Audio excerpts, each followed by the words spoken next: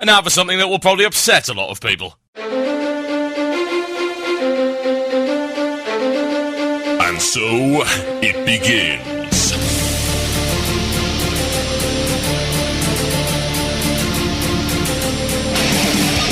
Dark were the skies and chill was the wind as the land was covered in a veil of malice. Across the hill did ride a dread army of the night, cloaked in mist and fog, prepared to rain down death and destruction upon the land. And the people cried out for a savior, a noble soul to save them from their impending demise. Just as it seemed all was lost, in strode a mighty hero, clad in shimmering metal from head to toe. Wielding a terrible broadsword, he did cleave his foes in twain, smashing their ranks asunder with a righteous fury. And when the day was done, and the enemy strewn across the fields in pieces, the people did turn to the warrior and say, "We shall name this day in your honor, speak unto us your wisdom." Slowly the warrior turned to face the assembled crowd. Lifting his sword on high, he said but one word that day. One man, one murloc, one giant, angry badger. This is Blue Please. It begins now.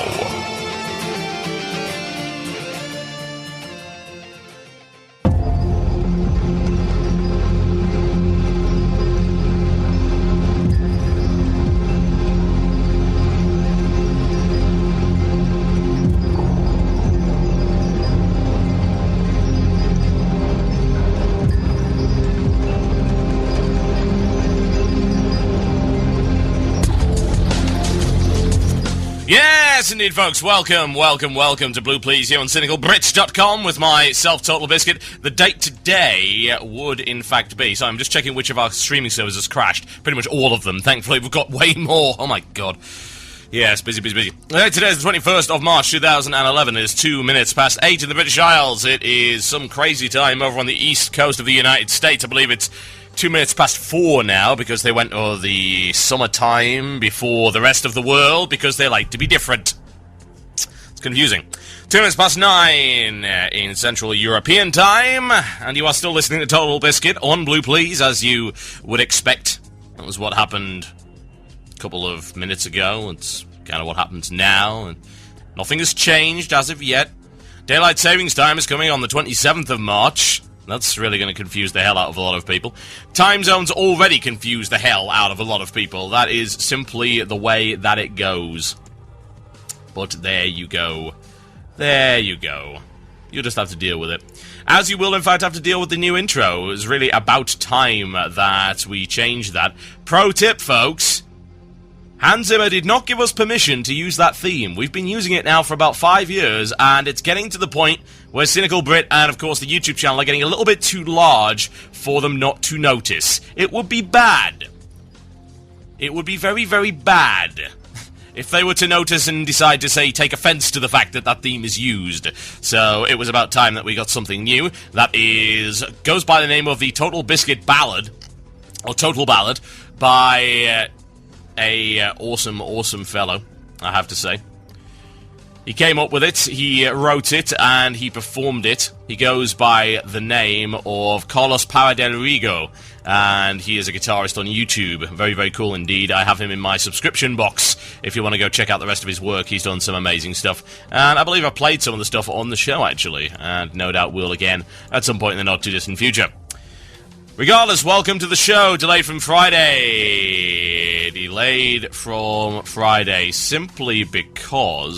Simply because of all manner of problems, really. Mostly with my head.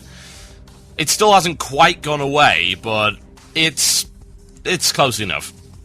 It is close enough. Head still spins just a little bit. That's never really stopped me from doing the show, but I was feeling very ill on Friday, so nothing really happened there. Nonetheless, I think I'm well enough to do the show. Managed to do some casting over the last couple of days, so if I can manage that for 4 hours, then I'm sure I can manage the right... try that again. Maybe I can't. Manage the ranting for 90 minutes. GG, Total Biscuit. God. What the? Christ. My GG button is broken. Oh my God. I think the batteries might have run out on it. It's like either that or it's possessed. It stops just before the end of the GG. What the hell? I think I need a new GG button, guys. I think it's broken a bit. Jesus. Okay, well. I guess we're not playing along with that anymore. Oh, good God. That's so bad. GG button from hell. GG button from hell.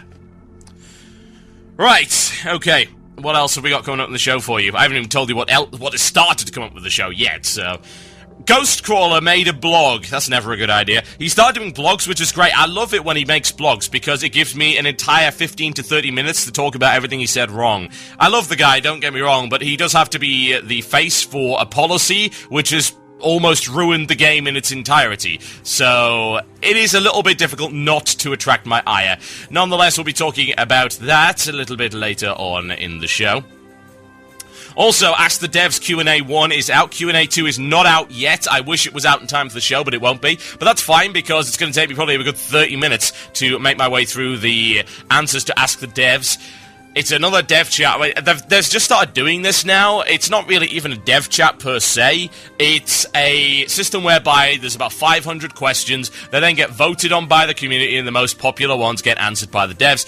They're on the third iteration of this now. They're aiming them towards specific things, like UI is the third one, so I'm probably not so interested in hearing about that. This is very general, though, an awful lot of different questions here, so we'll be looking into that a little bit later on in the show. And if we have time, and I won't say that we will, because I have a feeling that the raid progress thing is going to take at least 15 minutes, and then Ask the Devs will probably take a good 30. We'll go on and have a look at that change to the badges that's been made. Yes, and more badge changes, how wonderful. Whereby you no longer have to do a daily every day. There are 7 dailies total, and you can do them whenever you like. And we'll go on to have a word about that if there is any time. And if there's not any time, let me just preface it by saying that I don't really think it's a bad change, and actually it helps guilds, which is cool. I like that very much. Anything that benefits guilds, in my opinion, is a good thing and encourages guild play. And as far as I'm concerned, the ability to do 7 heroics in one day in an efficient manner is one of the characteristics of a good guild, as opposed to pugging. So it seems to me that these changes would benefit guilds the most, and would make the guild experience a little bit more efficient and pleasurable. So that's a good thing. And it's not as if it removes the badges from the system entirely, and it's not as if it gives you more badges. Although, sadly, it looks like it will, because the new heroics, folks, they give you even more valor badges, which is the most absurd thing I've ever seen in my goddamn life. Oh my god. Well, if we have time, we'll talk about that a little bit later on. Otherwise, it will have to wait till Friday's show. There should be a show on Friday. There should be, at any rate. This is rescheduled from Friday. Should be a show on Friday, and I think that'll be it for a while. Well, actually for a week. I won't be doing a show the Friday after that on the 1st of April. No, it's not an April Fool, folks, 'cause I'll be in Italy. So anyone who wants to come and meet up in Italy, keep an eye on the Facebook page. There will be an event for a meetup. And I don't know how many Italian fans we really have, actually. It's not one of my stronger demographics, but hey, it's worth a shot. Aside from that, what else is going on? Always good to keep people up to date with what's going on with the channel and things like that. Azeroth Daily should be coming out today, in theory. I was trying to get things done, but I had computer problems, so I've got about half of it done. I should be able to release it today. I don't see why not. And hopefully Azeroth Dailies will continue in an efficient manner throughout the week. We hope. Assuming nothing gets in the way, like sickness and computer problems and the plague. Well, they told me to use it. Did it work? No. Absolutely not. So, without further ado, ladies and gentlemen, it's time for this. That sounds like it's mail time. Here's the mail. It never fails. It makes me want to wag my tail. When it comes, I want to wail. Yes, indeed, folks. The mail time. It's the time where we read the mail. I should remind you to email in if you're a live listener for the end of the show, whereby you get to choose the last topic. It goes by the name of the Illusion of Choice. Email into themurloc@gmail.com. That is themurloc@gmail.com if you wish to contribute to the Illusion of Choice. And the best one will be picked for the last 10 minutes of the show before the shout-outs. That's how we roll, folks. That's how we roll. This one comes in from someone who would prefer to remain nameless because its relevance is not, well, relevant, but he is in a top 90 ranked guild with 11 out of 13 heroic progression, with only Alakia and Sinestra to go. This is on the subject of WoW expansion pacing and burnout. It says, "Hey TB, I'll be blunt and start off with a controversial statement. The pacing and variety of raids in Cataclysm is, in my opinion, just plain wrong. What I mean by pacing is the way how... Oh, there we go, okay. It's one of those sentences. Is the way how raid content difficulty changes over an expansion. Variety, on the other hand, gives you a change of pace within the tier or instance. For example, ICC would have been less fun if it did not have encounters such as loot ships sprinkled in between it to give you a little bit of time to breathe again, before hitting some of the more demanding bosses. Why is this a problem? Who cares? Well, everyone should. People in progression raid guilds are burning out fast as of now, so one would expect some intelligent discussion to appear on the forums and so forth, right? No. It appears some people are utterly clueless and whine about Firelands not being in 4.1. Just how many guilds have cleared all content in 25, man? 44. That's 44. Assuming at 40 raiders per guild, that comes to less than 2,000 people out of 11 million. That's assuming 11 million people are actually playing. And people who queue for the next tier. The only reason why it would make sense is because they hope the content might be more enjoyable. Stop hoping and read Ghostcrawler's latest blog, Things Are Not Changing. Although part of what I'm saying is simply content is too hard, the important part that I'm missing from the discussion is that it's too hard considering we are at the start of the expansion. It was absolutely okay for heroic Arthas to survive a couple of weeks of attempts, because he was the last encounter in the expansion. You knew you had several months of vacation from raiding after taking him down. Also, the limited attempts kept people from burning out. If you get only one slice of cake, 25 attempts per week, you crave for more. If you get the whole cake, 20 to 30 hours per week, you simply feel sick and want to throw up. In Wrath, the content started out trivially easy and tended to get harder as new raids came out. Of course, even in the easy content, you could still find challenges such as Sartharian with 3 Drakes in Nax gear, or the original Firefighter, which actually was quite nice given the other encounters were somewhat easy. That is, again, variety, but this time the spice is in difficult encounters in an easy environment. It works both ways. Now, for a progression raider, instead of fairly easy, seriously, man? Talk about complete friggin' wipeout there. You're talking about Naxxramas as fairly easy? What a ridiculous idea. We were immediately slapped in the face with 13 bosses, which pretty much any raid member... What? Oh, right, okay. Sorry, this is in kind of broken English. We are immediately slapped in the face with 13 bosses, where on each and every one of them, almost any raid member making a mistake will result in a failed attempt on heroic. Combine that with the fact that none of the fights are short, often 10 minutes or more, and we end up with a lot of time spent. A lot. We only had things like this at the very start, at the very end of Wrath, which is fine, like I said, because you knew you would have months to relax after slapping heroic Arthas in the face. I do not think I'm alone in this opinion. In fact, as you may remember, when Paragon cleared the current content, they did actually say in their statement that the content took too much effort. What is disturbing to me is that there is no discussion at all regarding pacing of the expansion. Just random arguing whether the content is too easy or too hard, and when will Firelands be out. Blizzard seems to be utterly clueless about how badly they're burning out progression raiders. Things are wrong when you hope you could kill the remaining 2 bosses before Firelands is out, so you have time for rest and relaxation. Wait, isn't this supposed to be a game? Rest and relaxation from the real world. And even if you do not have anything to add or comment on this one, just featuring it in your mailbox might spark some intelligent discussion. Well, I certainly have comments to make. Now, I understand the attitude, but this isn't about pacing of the content, this is about pacing of the raiders, surely. You're talking about, oh, well, we're just burning out by doing 20, 30, 40 hours a week of raiding. Well, you know, you could stop doing 20, 30 hours, 40 hours a week of raiding. The World Firsts are already done. What are you competing for? The Realm Firsts are probably already done as well, although there are some exceptions to that. So, unless you're an extremely highly competitive guild, which I might add puts you in a very small minority, then you shouldn't really need to worry about this. Now, let's take the Firelands argument first, because that's something that I brought up and I dislike the fact that the Firelands has been delayed, so I'm one of those people. Let's take that argument.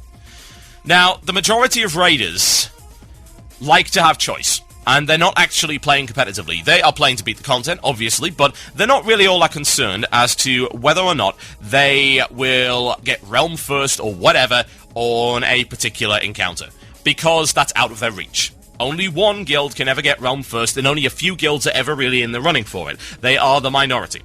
And that's okay.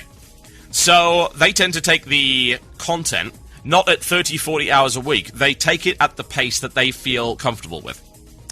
Now, this whole progression raider burning out thing has been happening since launch.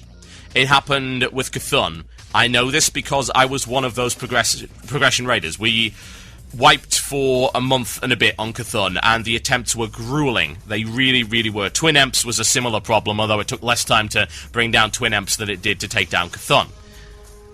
Those encounters took a lot out of you. Not only that, they also required farming beforehand, so that actually extended the time of the raid, and not to mention the time it took to run back.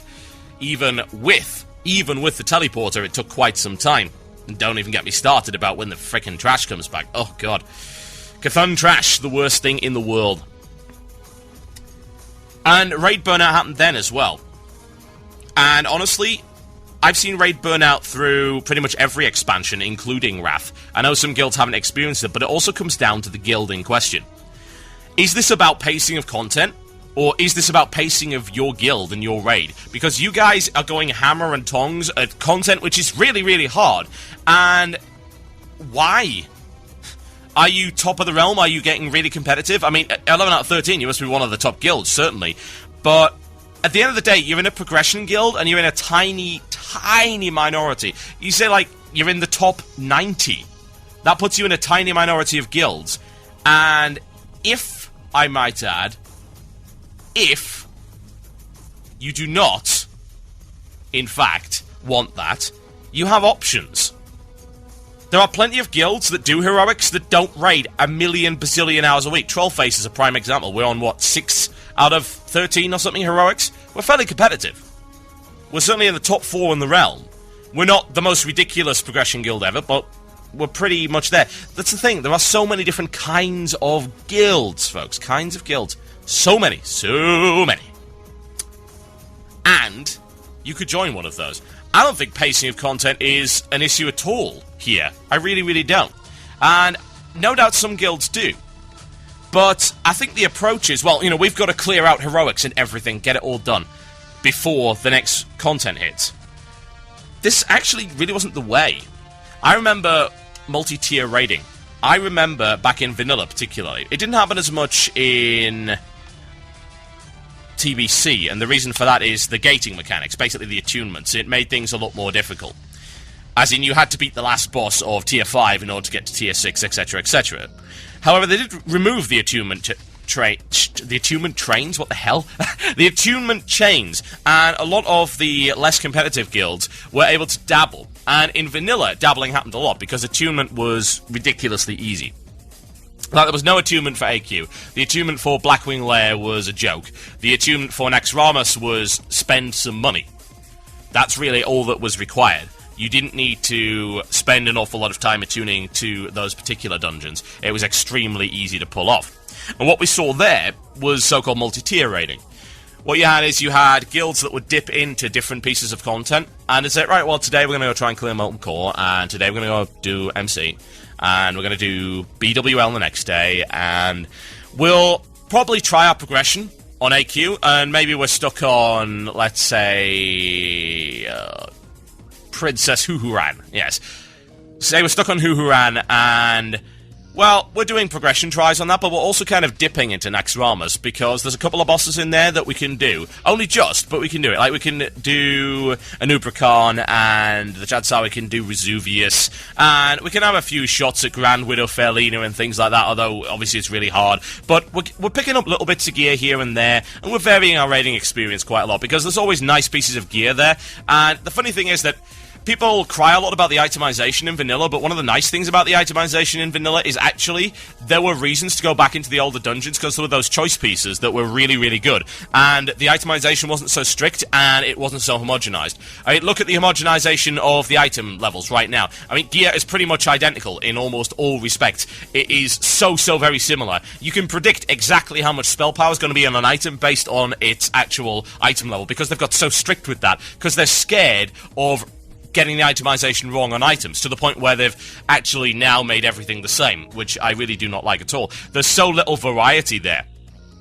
That variety allowed for multi-tier raiding, and also you had raids where we're just going in, either we'd sell items or we'd help alts through and things like that, and that doesn't really happen so much anymore.